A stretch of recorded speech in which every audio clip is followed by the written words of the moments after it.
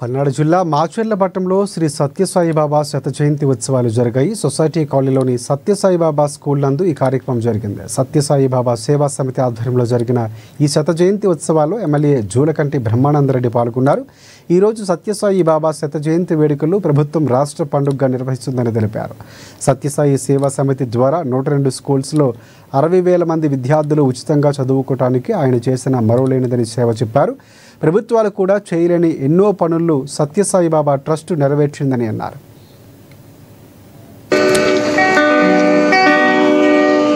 సనాతన సారథి అని చెప్పేసి ఒక మంత్లీ బుక్ ఒకటి వచ్చేది. ఎందుకు వచ్చేది? మా ఊరికి ఆ సనాతన సారథికి సంబంధం ఏంటి అంటే, డాక్టర్ డివి రంగనాథాచార్యులు వారు వెల్దుర్తి డాక్టర్ గా ఈ ప్రాంతంలో ప్రసిద్ధి. ఆయన సాయి భక్తుడు, సత్యసాయి భక్తుడు. ఎక్కడో పుట్టాడో ఎక్కడో పెరిగాడు, వస్తూ మా గ్రామంలో ఆగిపోయాడు.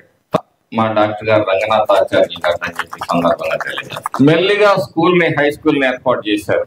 అంటే మోటివేట్ చేసేవాడు. ఆయన గ్రంథాలయాన్ని కట్టించిన ఘనత కూడా వారిదే. అలాంటి వ్యక్తులు సమాజంలో కరువైపోతా ఉన్నారు. దాన